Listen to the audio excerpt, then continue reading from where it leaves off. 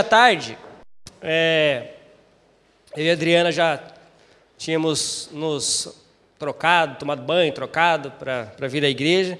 E aí a gente estava, antes de sair, adivinha fazendo o quê? Claro, tomando um cafezinho, claro. Vocês conhecem mesmo a gente, né? Tomando um cafezinho. Aí eu virei para ela e falei assim, cadê ela? É bom que ela não vai chorar. Eu virei para ela e falei assim, ih, chegou. Aí eu virei para ela e falei assim, amor, você é linda, viu? Aí ela, ai, amor, que, né? Eu vou chorar. Aí eu falei, não, amor, você é linda nos dois sentidos. Tanto o interno, quanto o externo, tanto o externo quanto o interno. Aí ela virou para mim e falou assim, amor, você também é. Eu falei, não sou não, nega. Sou não. Justamente pensando naquilo que eu tive estudando, que eu tive aprendendo durante a semana. O quanto nós não somos lindos. Nós não somos lindos. Mas pela graça e misericórdia do Senhor Jesus, nós estamos aqui na nossa escalada com Pedro, né? Adicionando a nossa fé, né? 2 Pedro, capítulo 1, verso 5, para que sejamos operantes, para que sejamos produtivos, não só em 2019, mas em 2020, 2050, 60, se é que cheguemos até lá. Por isso mesmo, empenhe-se para acrescentar à sua fé a virtude, o conhecimento, ao conhecimento, o domínio próprio, ao domínio próprio, a perseverança, a piedade, a fraternidade e a fraternidade, o amor. Porque se essas coisas, essas qualidades existirem em vocês e estiverem crescendo em sua vida, elas impedirão que vocês, no pleno conhecimento do nosso Senhor Jesus, sejam inoperantes e improdutivos. Amém? Senhor Deus, mais uma vez te damos graças pela sua palavra, pela sua misericórdia, pela sua graça. Que possamos ser efetivos, que possamos ser produtivos, Senhor, na tua obra, nas nossas vidas. Faça-nos sermos efetivos, produtivos em tudo que fizermos, porque é para a honra e glória do teu nome que fazemos, Senhor Deus. Senhor, obrigado por aqueles irmãos ali na África que tanto nos ensinam. Como foi dito aqui hoje, Senhor, nós reclamamos de tão pouco. Nós reclamamos, na verdade, de tudo. E eles não têm nada ou quase nada e ainda louvam o teu nome, Senhor Deus. Nos perdoe, Senhor, pelas vezes que nós tão ingratos somos e reclamamos do vento, reclamamos do sol, reclamamos que está muito quente, reclamamos que está muito frio, reclamamos que temos que subir escada para chegar no nosso apartamento, reclamamos que a minha sala é muito pequena, que a minha cozinha não tem espaço, reclamamos que as cadeiras da igreja são desconfortáveis. Esses irmãos não têm onde se reunir. O local onde a igreja existia está lá, mas a igreja não está. O templo não está, na verdade, aí porque a igreja estava lá orando, louvando e adorando o Senhor. Obrigado, Pai, por esse exemplo. Obrigado por nos ensinar. E que o Senhor fale poderosamente aos nossos corações essa noite. É o que eu oro e te peço, de coração contrito diante do Senhor, em nome do Senhor Jesus. Amém. Amém. Hoje nós vamos falar de piedade. Piedade. Nós já falamos aqui dessa escalada que nós estamos com o apóstolo Pedro, e falamos de fé, falamos de virtude. Virtude ao contrário de? Como você diz que uma pessoa é virtuosa? Também. Mas a palavra virtude, que eu coloquei para vocês, é o contrário de defeito. Uma pessoa que é virtuosa e que anda nos caminhos do Senhor não é mais aquela que era defeituosa antes de Cristo. Lembra-se que eu falei isso para vocês? Depois nós falamos também de conhecimento de Deus e da sua palavra. Falamos também do domínio próprio, sobre perseverança. E hoje nós vamos falar de piedade. Essa perseverança deve estar associada à piedade. O termo usado aqui pelo apóstolo é eusebeia, que é traduzido por piedade. A palavra piedade, hoje quando você diz assim, aquele homem é piedoso, aquela mulher é piedosa, você automaticamente faz o link da palavra ou da pessoa com a religião. Não é isso? Porque a palavra piedade não está só ligada ao crente. Então, quando você fala um homem piedoso, uma mulher piedosa, ou alguém te fala isso, você automaticamente ou pensa que essa pessoa é uma pessoa religiosa, pratica fielmente as coisas que ela prega. É uma pessoa piedosa. Ou ainda a palavra piedade tem outro ainda entendimento, que é o sentimento de dó, de pena de uma pessoa. Você sente piedade por aquela pessoa, não é isso? Mas não é sobre esse tipo de piedade que a Bíblia está nos falando aqui, e não é sobre ela que eu quero falar, não é sobre essa piedade que eu quero falar essa noite. Eu quero falar sobre piedade, que é uma vida pia. Uma vida pia é uma vida com Deus. Uma vida ímpia é uma vida sem Deus. Vida pia é uma vida com Deus. É daí que vem a palavra ímpia. Impia, ou seja, pia, vida com Deus, ímpia, sem Deus. Ímpia, vida sem Deus. Mas eu quero falar o contrário, eu quero falar da vida com Deus. A vida de um homem, de uma mulher piedosos. Amém? Amém. O mundo valoriza muito o poder, o sucesso, a riqueza, a saúde, em detrimento de valores espirituais, não é isso? É isso que o mundo valoriza, na verdade. Nós precisamos, então, compreender que a nossa necessidade maior é ter uma vida piedosa. Tozer, em um de seus livros, em uma de suas obras, A.W. Tozer, ele diz o seguinte, que a maior necessidade da igreja contemporânea é conhecer o Deus que ela serve. Ele diz o seguinte, a igreja contemporânea não conhece o Deus que ela serve, ou o que diz que serve. Então essa é a nossa necessidade, porque quanto mais nós conhecemos ao nosso Deus, mais vida piedosa teremos. Que na verdade a vida piedosa está ligada exatamente a isso, a buscarmos a conhecer, ligado ao conhecimento que nós já falamos, buscar conhecer o nosso Deus e a sua palavra. Isso é vida pia, isso é vida com Deus, é vida de oração, é vida confiante no Senhor, é vida de estudo diligente da palavra de Deus. É vida reunindo em assembleia com outros irmãos e irmãs, porque a Bíblia nos diz que devemos fazer isso para adorarmos e aprendermos do Senhor nosso Deus. Isso é vida piedosa. Agora, pergunto para vocês, pensem em um homem piedoso no Antigo Testamento. Qual é o primeiro nome que te vem à mente? Pum! No Antigo Testamento. Hã? Samuel, ok? Mais alguém? Não é esse que eu procuro ainda. Quero um específico, até chegar nele. José. Quem? Jó. Na verdade, Deus mesmo falou que Jó era piedoso. Foi o próprio Deus que disse. Abra aí o livro de Jó. Tem um livro de Jó na sua Bíblia, viu? Achou? Fala o seguinte, abre no meio e vai cair em Salmos. Volta um pouquinho, é Jó. Só para te ajudar. Jó capítulo 1. Olha só o que diz a Bíblia. Na terra de Uz vivia um homem chamado Jó.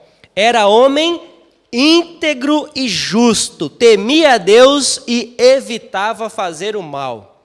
Uau! Olha o currículo do homem. Olha o currículo do homem. Aí lá no verso 6, diz assim, certo dia, os anjos vieram apresentar-se ao Senhor e Satanás também veio com ele. O Senhor disse a Satanás: de onde você veio? Satanás respondeu ao Senhor: de perambular pela terra e andar por ela. Disse então o Senhor a Satanás: olha a afirmação que o Senhor fez. Reparou em meu servo Jó? Não há ninguém na terra como ele, irrepreensível, íntegro, homem que teme a Deus e evita o mal. Notem, quem foi que incitou a conversa? Quem foi que começou a conversa? Foi o próprio Deus. A Bíblia não diz, não dá muita explicação a respeito, mas diz que os anjos vieram apresentar-se e com eles veio também o dito cujo. Né? E aí o Senhor pergunta, olha um toque aqui para nós. Da onde você vem? De perambular. Ele está ao derredor. Ele está ao derredor o tempo todo. Como um leão, buscando a quem possa devorar. Estejamos atentos. Depois, no capítulo 2, de novo. No outro dia, os anjos vieram apresentar-se ao Senhor, Satanás também veio com eles para apresentar-se. O Senhor perguntou a Satanás: de onde você veio? Satanás respondeu: de perambular pela terra e andar por ela. Disse então o Senhor: reparou meu servo Jó? Não há ninguém na terra como ele, irrepreensível, íntegro, homem que teme a Deus e evita o mal. O homem mais piedoso daquela geração, íntegro, temente a Deus, que se desvia do mal. Porém, Satanás fez algumas acusações contra Jó. Claro que ele é temente a Deus, pastor. Claro que ele é pio, que tem uma vida pia, de piedade. Claro que ele te louva. Você dá tudo para ele. Satanás está dizendo o seguinte: não tem como você louvar a Deus se ele não te abençoar. Você não vai louvar a Deus se ele não te abençoar. Você só vai louvar a Deus se ele te abençoar, se ele estiver te abençoando. No primeiro chute no bico da cadeira que você der que machucou a unha, acabou, você não louva mais a Deus. É isso que Satanás está dizendo.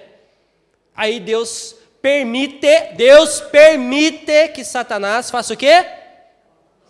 Toque. Olha só, olha as áreas. As coisas mais importantes na vida de um homem são,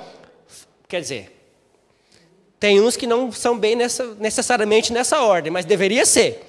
Deveria ser Deus, com certeza. Aí deveria ser a sua família.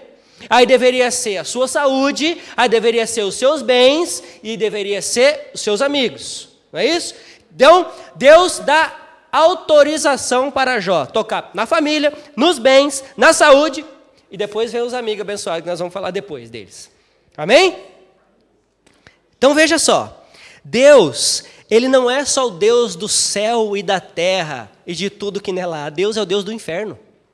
Porque é Ele que vai enviar para lá, não é Satanás.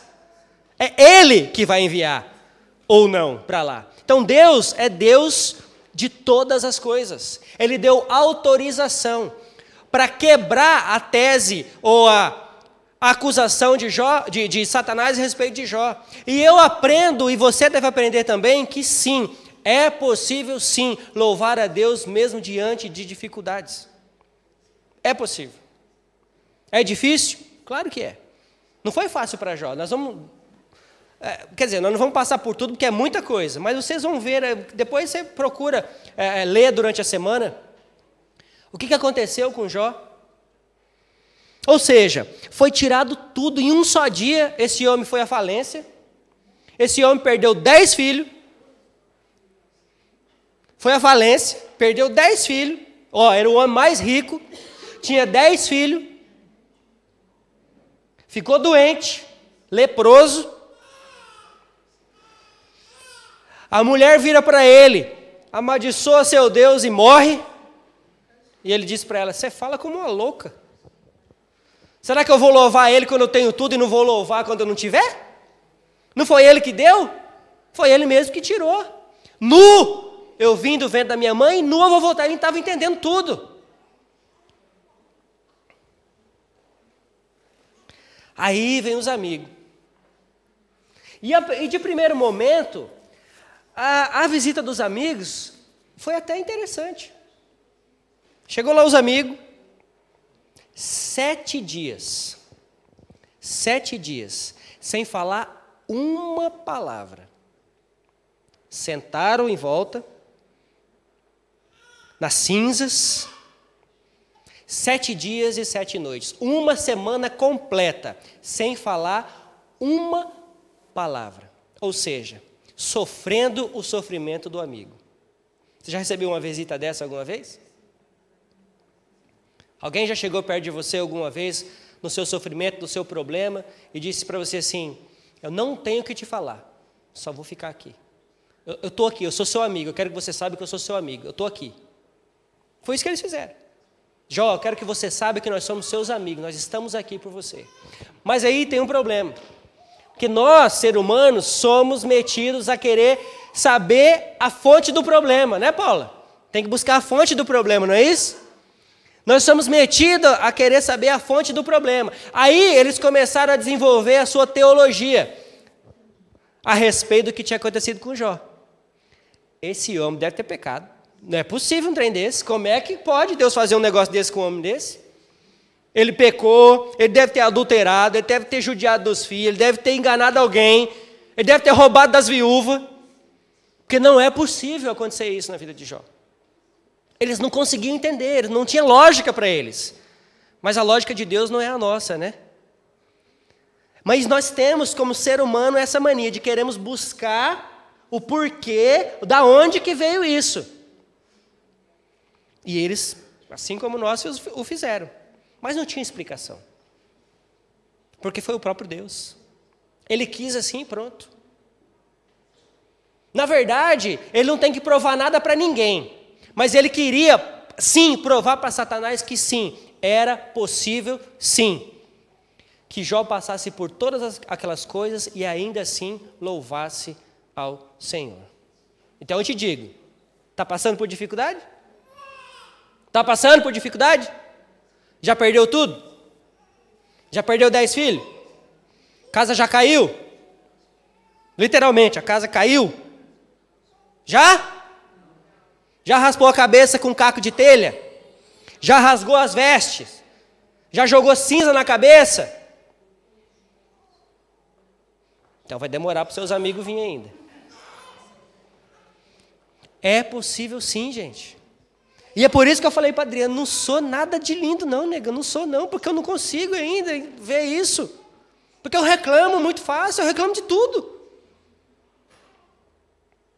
Hoje mesmo eu reclamei que ela fez pouco café. Mas pelo menos eu tenho café para beber. E eu reclamei que tinha pouco, não é porque não tinha mais, é porque é ela que fez pouco.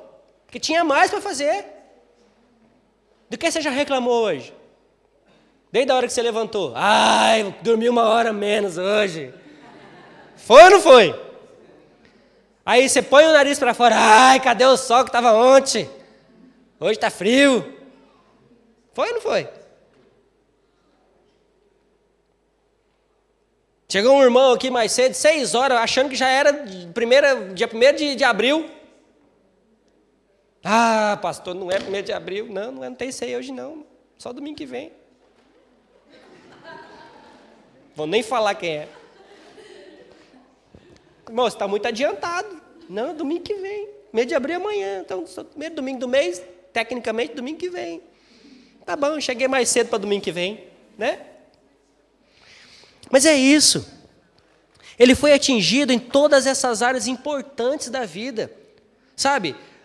A família, a saúde, os bens, os amigos. Eu já falei para vocês e repito, gente precisa de Deus, mas gente precisa de gente também. Nós precisamos dos amigos. O que seria da gente se não fossem os amigos? O que seria da gente se não fossem os amigos? O que seria de mim se não fossem vocês?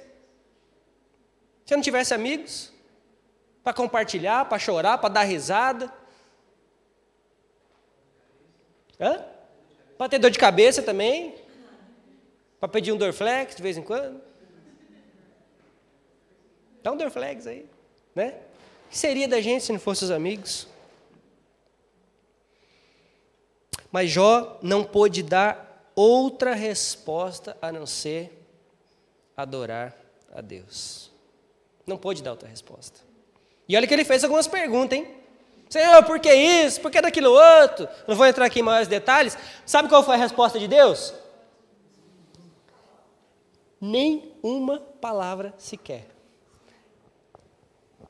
É como se Deus estivesse antecipando o que ele disse para Paulo lá na frente: a minha graça te basta. Nem uma palavra. Aí, um pouquinho mais ali na frente, aí Deus começa a falar assim para Jó: peraí, onde é que você estava mesmo quando eu criei todas as coisas? Onde você estava, Jó? Estava lá? Quando eu criei o firmamento? Quando eu criei as areias do mar? E medi em balança de precisão? Você estava lá? Não, você não estava, né? Então fica quietinho aí, porque quem manda sou eu. Exatamente foi assim que ele disse. Estou parafraseando. Misericórdia, vai falar que eu estou pregando heresia, hein? Não é isso? Essa foi a resposta. E aí eu volto a citar A.W. Tozer. A maior necessidade da igreja contemporânea é conhecer o poder e o tamanho do Deus que ela serve. Você conhece o poder de Deus? Já experimentou o poder dele? Já experimentou o poder de Deus? Já, você já experimentou, porque você é salvo. Então você já experimentou um pouquinho do poder de Deus. Quer dizer, a gente fala um pouquinho porque a gente não tem como mensurar o poder de Deus. Mas para nós, pobres pecadores, só isso é suficiente. Só isso. Só você ser salvo já é suficiente. Como se fosse só isso, né? Se não fosse a coisa mais importante que nós podemos ter, que é a nossa salvação.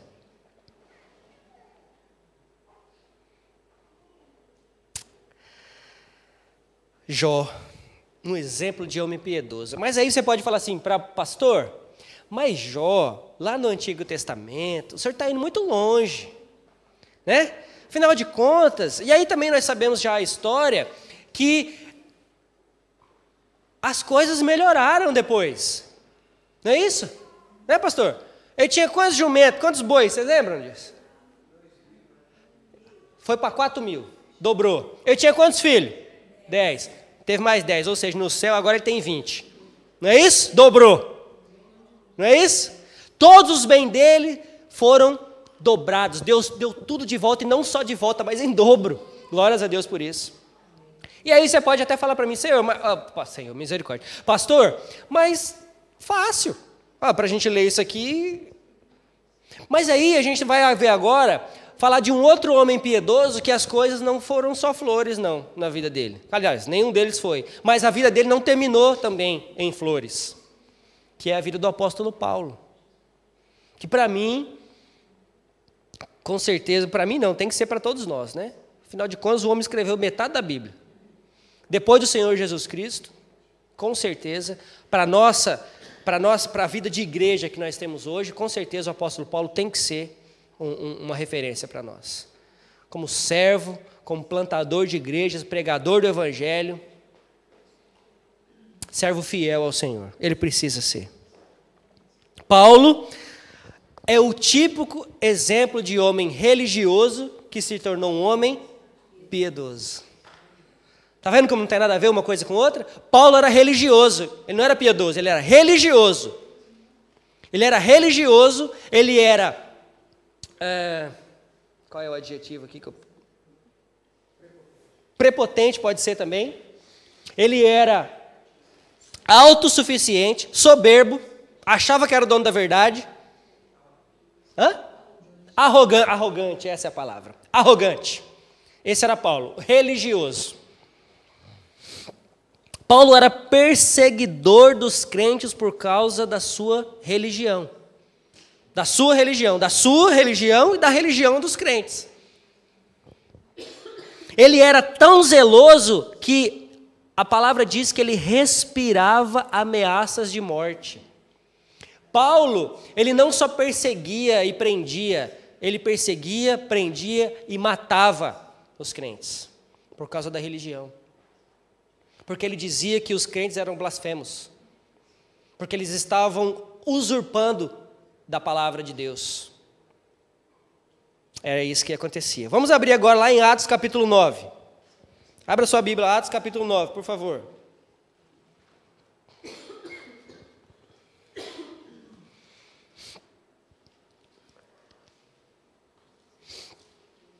Lucas aqui está contando a história, o que aconteceu, o que estava acontecendo por ali. E aí, Atos capítulo 9, ele começa assim: enquanto isso, Saulo, que viria a se tornar Paulo, ainda respirava ameaças de morte contra os discípulos do Senhor. Dirigindo-se ao sumo sacerdote, pediu-lhe cartas para a sinagoga de Damasco, de maneira que, caso encontrasse ali homens ou mulheres que pertencessem ao caminho, pudesse levá-los presos para Jerusalém. Em sua viagem, quando se aproximava de Damasco, de repente brilhou ao seu redor uma luz vinda do céu. Ele caiu por terra e ouviu uma voz que lhe dizia: Saulo, Saulo, por que você me persegue?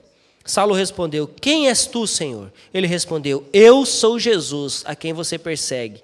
Levante-se, entre na cidade, alguém lhe dirá o que deve fazer. Amém? Gente, Paulo, ele não se converteu. Paulo foi convertido. Paulo não se prostrou aos pés do Senhor. O Senhor prostrou Paulo aos pés dele. Paulo não se convenceu do Evangelho. Ele foi convencido do Evangelho. Paulo não achou que encontrou Jesus. Paulo encontrou Jesus. Encontrou o que eu estou dizendo de encontrar mesmo. Amém? Paulo não se converteu, ele foi convertido. Ele não estava buscando ao Senhor, ele estava perseguindo ao Senhor. Enquanto ele perseguia ao Senhor, o Senhor o encontrou. O Senhor o encontrou. Um homem um dia perseguia, prendia e matava por causa de Jesus, se tornou perseguido, preso e foi morto por causa de Jesus. O exemplo do homem religioso para o homem piedoso. Aquele que era perseguidor foi perseguido. Aquele que prendia foi preso. Aquele que matava foi morto. Tudo por causa de Jesus. Tudo por causa de Jesus. Um dos maiores líderes do cristianismo. Um dos maiores pastores da história da igreja primitiva, até hoje. Plantador de igreja. Evangelista, curava, orava, ensinava, discipulava. Lembra de alguma coisa sobre discipulado aí? Está lembrando de alguma coisa sobre discipulado? Lembrou aí? O que nós temos estudado toda semana no grupo dos lares? Discipulado, discipulador, fiel às Escrituras, duro quando tinha que ser, mas também amável, sempre. Mas antes de Paulo se tornar esse Paulo aqui, eu mandei uma mensagem para vocês durante a semana, que dizia o quê? Eu me sinto tão encorajado quando vocês lembram da mensagem. Eu fico tão encorajado, sinal que vocês leem todas as mensagens que eu mando. Eu mandei uma mensagem falando que eu estava lendo um livro, não vale olhar, talvez vocês estão olhando no telefone agora.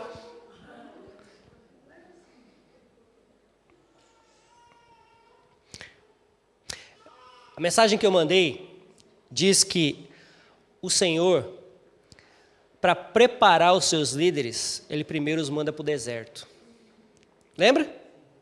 Eu falei para vocês que lá no Antigo Testamento, e também até para nós hoje, quando se fala em deserto, as primeiras coisas que vêm na mente é sofrimento, é padecer, é passar fome, é passar frio, passar sede, problemas, tentações, não é isso?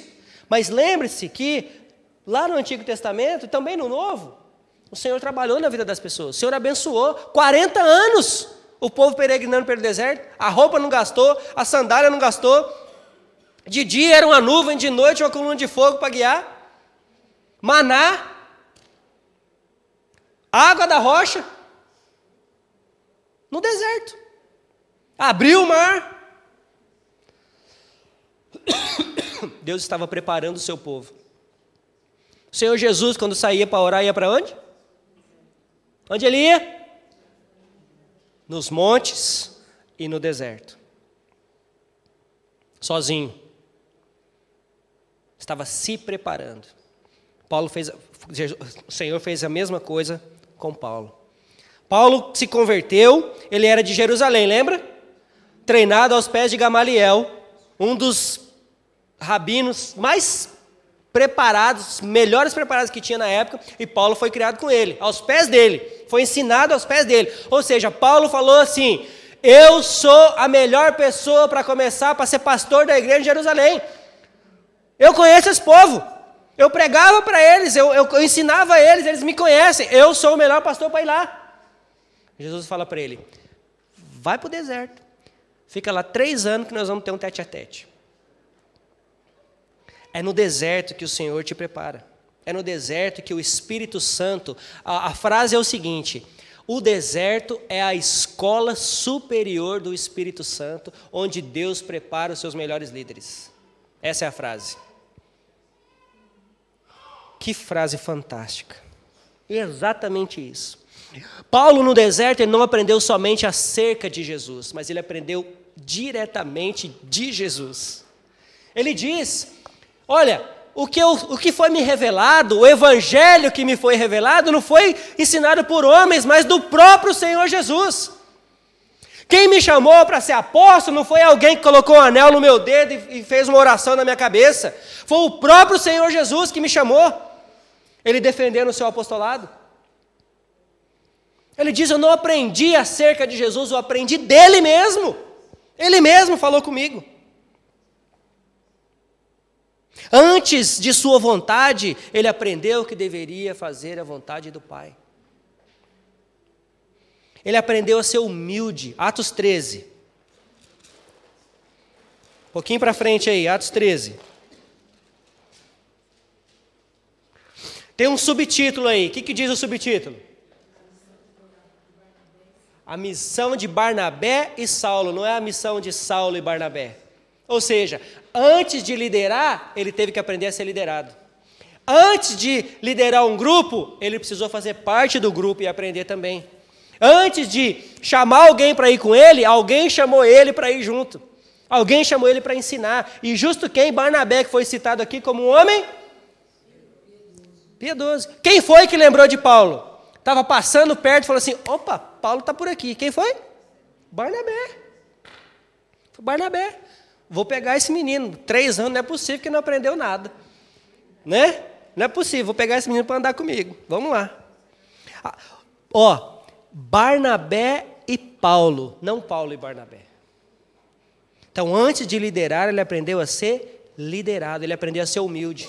3 anos antes, ele batia no peito e dizia: eu tenho que ser o pastor em Jerusalém. Agora, um irmão vira para ele e fala assim: vem, vamos andar comigo para você aprender umas coisas. Vamos fazer missões, vamos plantar a igreja, vamos pregar o evangelho. Mas primeiro você fica quietinho. E depois ele foi desenvolvendo. Amém? Depois disso tudo, no final da vida, e olha que eu estou resumindo o Atos dos Apóstolos aqui em 1, 2, 3 frases.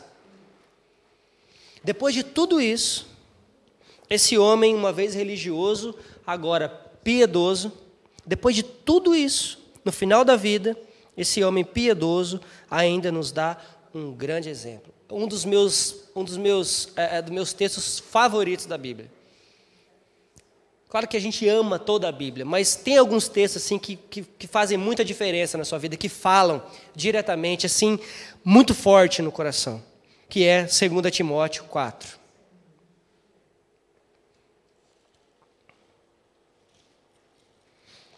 Abra aí comigo, 2 Timóteo 4.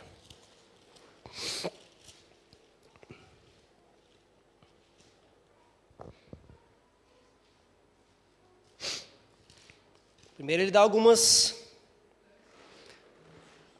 orientações ao seu discípulo, ao seu filho na fé, que andou com ele, que ele ensinou, que ele orou, que ele passou o tempo junto. Ele dá algumas lições. Aí, lá no verso 7, ele diz... Não, no verso 6, começando do 6. 4, 6. 2 Timóteo 4, 6. Eu já estou sendo derramado como uma oferta de bebida. Está próximo o tempo da minha partida. Combati o bom combate, terminei a corrida, guardei a fé. Agora me está reservada a coroa da justiça, que o Senhor, justo juiz, me dará naquele dia. E não somente a mim, mas também a todos os que amarem a segunda vinda. A sua vinda, desculpa.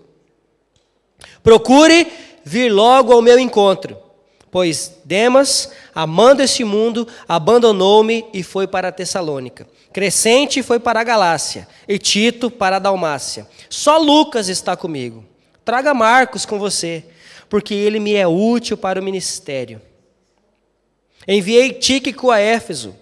Quando você vier, traga a capa que deixei na casa de Carpo em Troade, e os meus livros, especialmente os pergaminhos. 4 coisas eu aprendo aqui com esse homem que está à beira da morte. O Espírito Santo já tinha falado para ele que ele ia morrer. Os romanos já falaram para ele que ele ia morrer. Ele só estava esperando agora o dia da morte. Ele estava preso, com frio, velho. Lucas estava lá com ele para poder escrever o livro de Atos que nós acabamos de ler aqui. Lucas estava lá com ele, pegando todas as informações. Me conta tudo, vamos lá. Já assistiram o filme que saiu agora, recentemente aí? Paulo, o apóstolo? Já assistiram? Assista. Vale muito a pena. Vale muito a pena. Adriano chorou o filme inteirinho. Vale muito a pena. É um filme fantástico. É exatamente sobre Atos dos Apóstolos que Lucas estava escrevendo. E Paulo ditando para ele todas aquelas coisas. Mas eu aprendo 4 coisas aqui com esse apóstolo. Uma fé inabalável, mesmo na face da morte. Ele louva a Deus. Ele louva a Deus. Combati o bom combate, terminei a corrida, guardei a fé. E agora me está reservada a coroa da justiça, que o Senhor, justo juiz, me dará naquele dia, e não somente a mim, mas a todos os que amam a sua vinda. Uma fé inabalável. Outra coisa que eu aprendo com ele: nunca é tarde para aprender mais um pouco. Nunca é tarde. Se você acha que sabe de tudo, você na verdade não sabe de nada. Nunca é tarde para aprender mais um pouco. Esse homem, o maior pastor de igreja, o maior plantador de igreja, o maior evangelista, vira para Timóteo e diz assim, quando você vir me visitar, traga meus pergaminhos, traga os livros, especialmente os pergaminhos. O que ele queria fazer? Estudar, meditar na palavra do Senhor.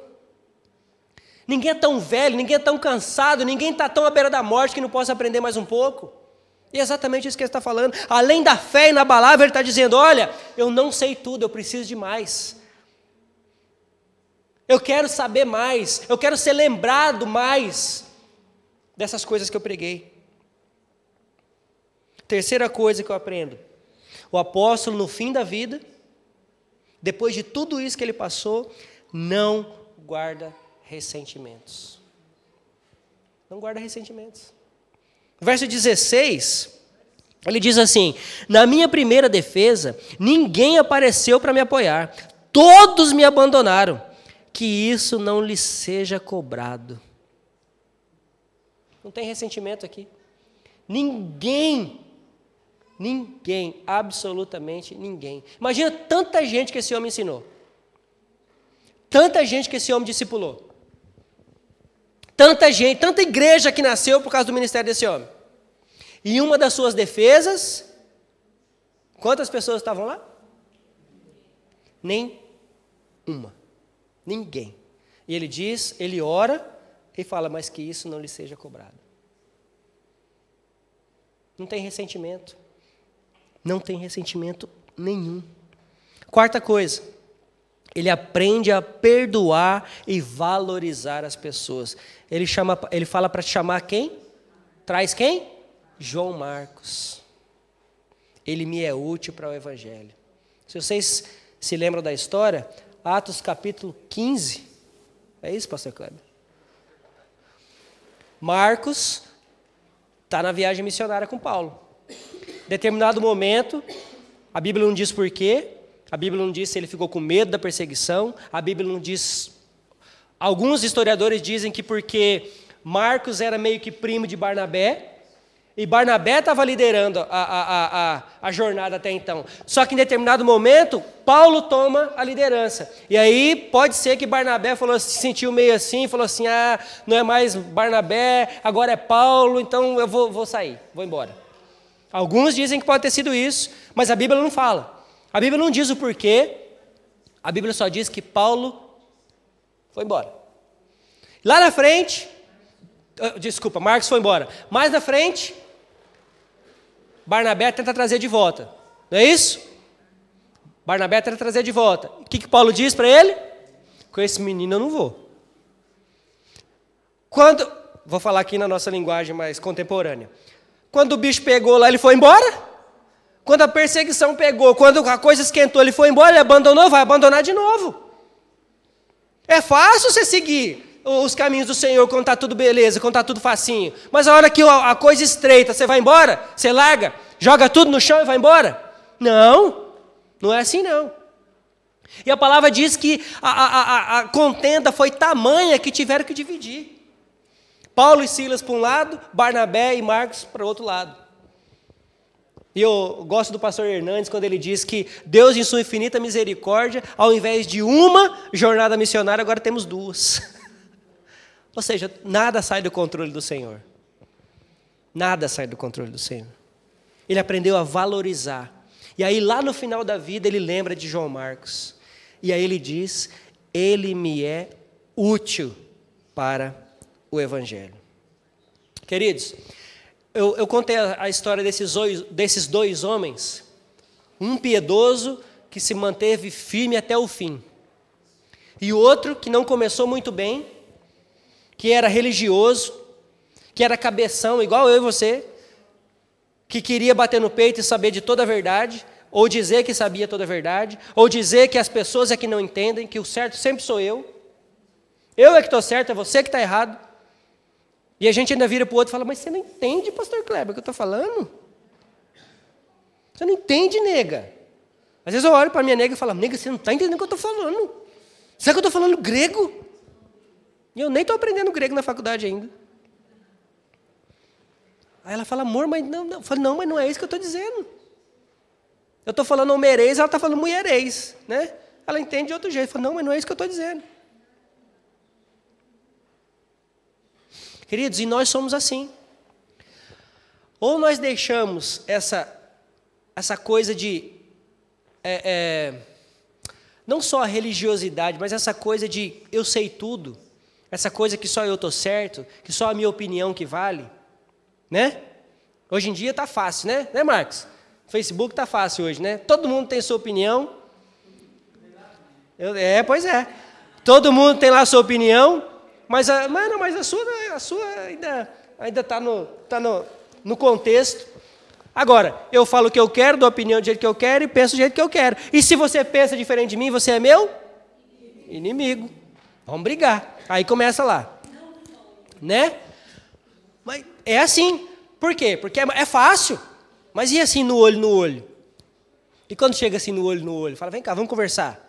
Fala aí para mim agora o que você falou lá naquela mensagem. Fala tudo, todas as palavras. Tem gente que fala, tem gente que não.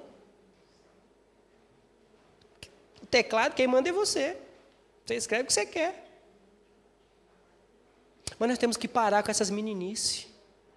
Temos que achar que parar de achar que só nós estamos certos, assim como Paulo. Paulo achava que só ele estava certo. Todo mundo estava errado. Todo mundo estava errado, inclusive o Espírito Santo. Estava todo mundo errado, só ele estava certo. E aí ele se achava tão certo que ele se achava no direito de matar, de prender, de açoitar, porque ele achava que ele estava certo. Até o momento que o próprio Senhor Jesus o colocou de joelhos e falou: agora eu vou te ensinar o que vale sofrer pelo meu nome. Agora eu vou te ensinar. Ele já fez isso com você? Faz isso comigo todo dia. Agora eu vou te ensinar, Leandro, como é que funciona. Tem que fazer todo dia com a gente. Não é uma vez só. Não é só na nossa conversão, mas é na nossa santificação diária. Deus, o Senhor Jesus, o próprio Deus, o Espírito Santo. Você tem que ouvir a voz dele. Você tem que ouvir a voz dele falando para você: olha, você não está certo. Você não é o dono da verdade. Eu te chamei para ser piedoso. Eu te chamei para ser um homem ou uma mulher piedosa. Um homem ou uma mulher que ouvem a minha voz. Um homem ou uma mulher que oram ao Deus que servem. Que conhecem o poder do Deus que servem. Então é para isso. É por isso que eu trouxe o segundo homem aqui, que era um cabeção. Que se achava o bom da boca e não era. Mas que teve humildade o suficiente para aprender do próprio Deus e se desculpar e falar: olha, eu estava, em vários momentos você vai ver, olha, eu errei mesmo. E no final da vida, depois de ter passado por tudo aquilo, manteve uma fé firme. Como eu disse no início, Paulo, de perseguidor, se tornou perseguido. Paulo, de aprisionador, se tornou aprisionado. Paulo, de assassino, foi assassinado. Eu estou mandando você sair daqui e morrer lá fora não, hein? Misericórdia. Bom, se for por Cristo... Mas não é brincadeira não, irmãos. Que o Senhor, na sua infinita bondade e misericórdia, possa falar aos nossos corações. Assim como tem falado. Por isso que eu falei para você. Entendeu agora por que eu falei para você que eu não sou bonitinho, não? Que eu não sou lindo? Entendeu? Você também é, irmão. Eu falei: não sou não, nega. Não sou, porque eu não consigo. Eu não consigo ter essa fé ainda, mas em nome de Jesus vou conseguir, amém? Eu ainda, assim como você... que eu conheço, todos vocês, sem exceção, tem uma exceção, tem um senhor ali que eu não conheço, mas todos vocês aqui eu conheço, sem exceção, que assim como eu, você é falho, assim como eu, você é cabeção, assim como eu, você muitas vezes não quer ouvir a voz do Espírito, assim como eu, você não quer orar, assim como eu, você às vezes não quer vir para a igreja, assim como eu, você não quer estar aqui, assim como eu, você não quer ler a Bíblia, assim como eu, você não tem fé inabalável. Nós não temos, mas a nossa oração é para que possamos chegar lá. É por isso que Pedro fala: olha, adicione essas coisas à sua fé, para que ela se torne no final uma fé inabalável, onde o final de todas essas coisas é descobrirmos o verdadeiro sentido do amor. Que amor é esse? O amor de Cristo que se entregou por mim e por você, para a remissão dos nossos pecados, para que pudéssemos, mais uma vez, estar diante de Deus sem culpa, sem mácula, mas por causa do sangue de Cristo que foi derramado na cruz do Calvário. Me lavou, te lavou, nos fez brancos como a neve. Amém? Quando Deus olha para mim e para você, hoje, em Cristo, Ele não vê essas barbas brancas do Leandro, Ele não vê a Paula, Ele não vê o Mag, Ele não vê a Adriana. Ele vê a sombra do Senhor Jesus. O seu Filho amado, que se fez carne, andou entre nós e morreu pelos nossos pecados. É por isso que nós não somos consumidos. É por isso.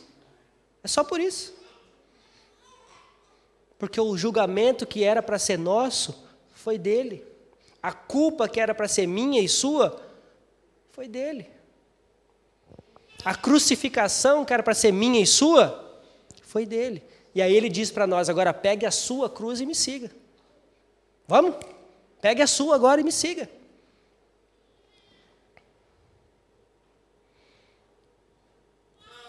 Nunca é tarde para aprender mais um pouco, gente. Não podemos achar que sabemos de tudo. Não devemos, não podemos guardar ressentimentos, principalmente entre família e irmãos na fé. Não podemos guardar ressentimento, principalmente entre nós. Hoje, igrejas se dividem por causa de ressentimento. Acabam por causa de ressentimento. Porque um quer ser melhor que o outro. Porque um quer saber mais que o outro. Ou porque eu gosto de camisa branca, o pastor Kleber gosta de camisa cinza. Então, pastor Kleber, você inventa a sua igreja camisa cinza, eu invento a minha igreja de camisa branca. Porque o pastor Kleber gosta de pregar usando paletó e gravata. Eu não gosto. Então, o pastor Kleber que vai pregar na igreja dele. É assim? Tem lugar que é assim. Tem lugar que é assim. Eu já ouvi testemunho de pastores que se sentiram totalmente encurralados, porque um dia chegou para pregar do jeito que eu estou aqui, ó. Eu não estou de bermuda e camiseta regata, não. Do jeito que eu estou aqui, e foi proibido de pregar porque não estava de gravata. E ele perguntou para o pastor, chefe da igreja, falou, vem cá, mas lá no céu vai ter que usar gravata também? O Senhor Jesus usava gravata? Paulo usou gravata? Pedro usou gravata? Não, eu estou aqui para pregar a palavra, não estou aqui para mostrar minha gravata. Vocês estão entendendo isso? A diferença de religiosidade e piedade? Porque se existisse piedade naquele dia, poderia até ter feito um comentário, falou, irmão, tudo bem, mas da próxima vez é que é um costume nosso. Poderia ter sido diferente a conversa, não poderia? Mas é um costume nosso, veja bem. Então, por favor, da próxima vez, se houver uma próxima vez, não sei se eu vou te convidar depois dessa, mas se houver uma próxima vez, faça isso. Teria sido diferente a conversa. E muitas vezes nós não queremos ter essa conversa. Então, nós guardamos ressentimentos. Aí, nós não valorizamos e nós não amamos como devemos amar. Então, a minha oração para mim e para a igreja, para a Cliff Church, para vocês, é, Senhor, nos ajuda a ter uma fé inabalável, nos ajuda a buscar na Tua palavra mais conhecimento, nos livros que estão aí disponíveis, que tanto nos ajudam a entender melhor. Gente, homens e mulheres morreram para que a gente pudesse ter acesso ao que a gente tem hoje. E não só a palavra de Deus, mas livros que explicam a palavra de Deus, que nos ajudam.